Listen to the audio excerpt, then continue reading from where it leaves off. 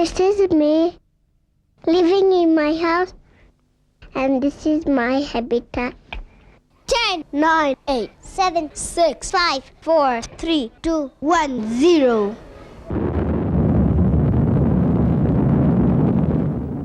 Sometime soon, a child will be born. The birth of this individual will change forever the dynamics of the human race. We will become a predominantly urban species.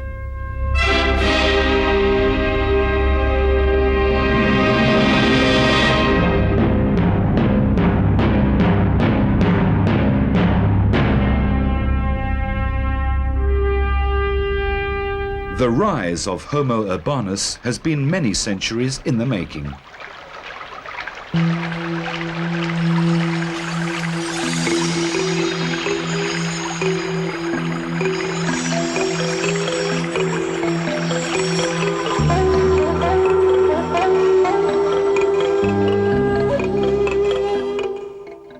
From hunter-gatherers to village dwellers, the human species has evolved its habits and its habitat.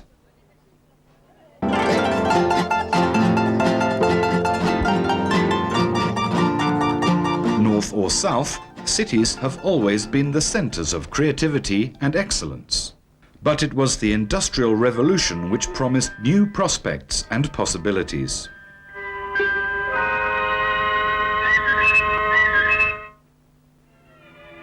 While social relations were altered forever, everyone dreamed of a better home.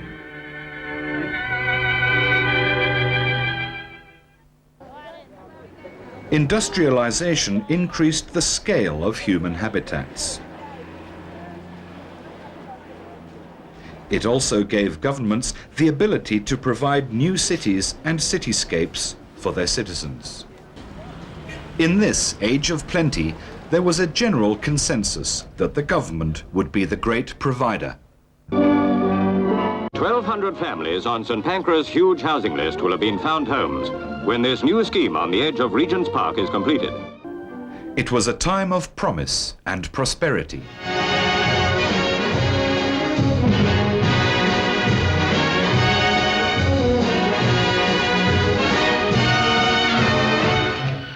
But the promise of plenty has given way to a harsher reality.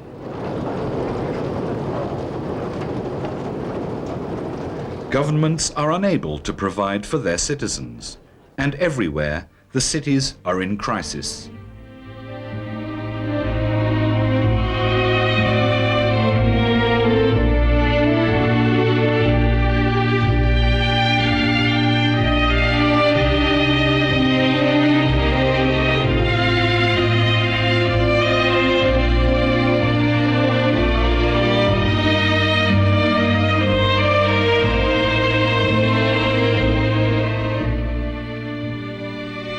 Is this the future we want to offer the children of Homo Urbanus?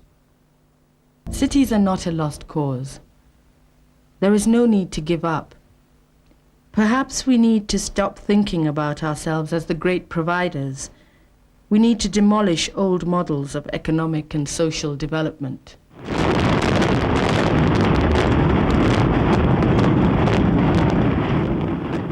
Instead, we need to look more closely at what is going on in our neighborhoods.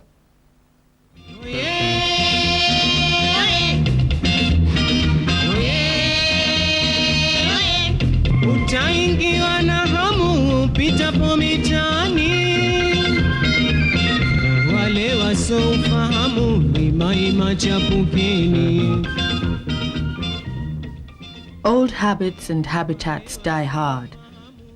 All over the world, communities have always created their own options and opportunities. Such self-reliance needs to be supported. Governments need to encourage and enable these initiatives.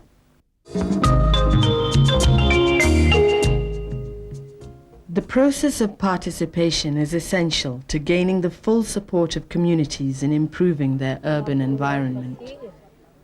It is the only way to get their full commitment.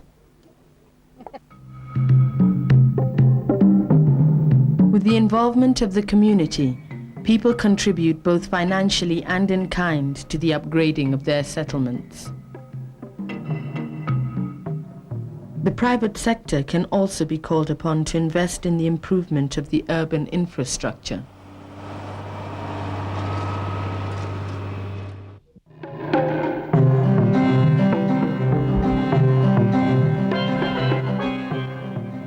Partnerships between the communities, non-governmental organizations, the private sector and local authorities can change the quality of urban life.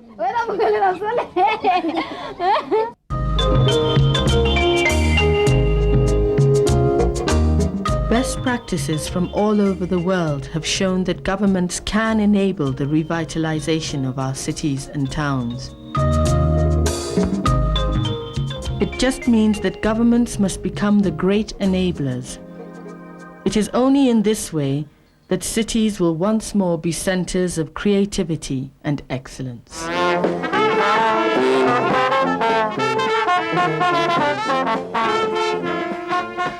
We are gathered here to negotiate and legitimize the plan of action.